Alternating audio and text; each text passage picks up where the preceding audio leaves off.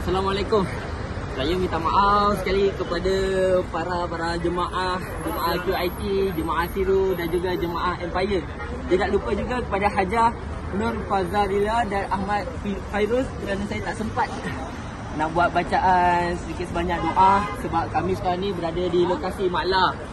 Jadi sebenarnya lokasi di sini amat ketat ya, sebab jika mereka berkumpul ramai, jadi polis akan datang. Jadi kami cuba untuk agihkan secepat mungkin.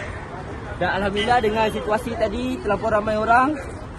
Sekali lagi saya nak memohon maaf kepada jemaah travel QIT, jemaah travel Siru dan juga jemaah travel Empire.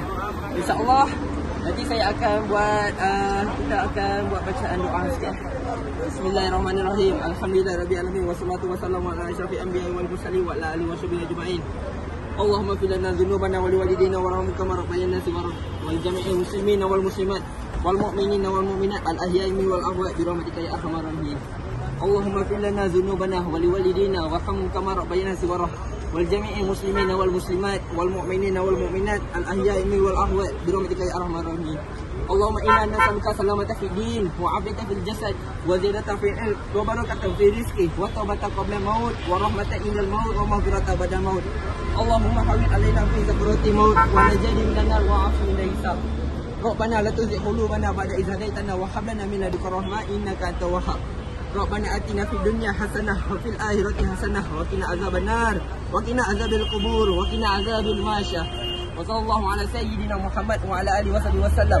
Subhana rabbika izzati amma yasifun wa salamun ala mursalin walhamdulillahi rabbil alamin. Alhamdulillah hari ini kita selesai membuat sabit sebanyak 230 pack. Alhamdulillah makaroni. Okey, ini kita sekarang berada di lokasi Maklah. Dalam hadapan itu Masjidil Haram dan sebelum Masjidil Haram kita di kawasan Masjid Jin. Kami tak boleh nak pergi ke sana sebab kerana dah nak masuk sangat waktu solat maghrib. Jadi kami terpaksa berhenti kat Maklah dan kami agihkan makanan secepatnya supaya jikalau kami lambat berkumpul dan nanti akan polis datang. Jadi alhamdulillah selesai semua urusan dan berjalan dengan lancar. Okey, terima kasih kepada para jemaah. Saya kalau ada buat salam terkurang, tersilap, harap dimaafkan. Terima kasih. Assalamualaikum.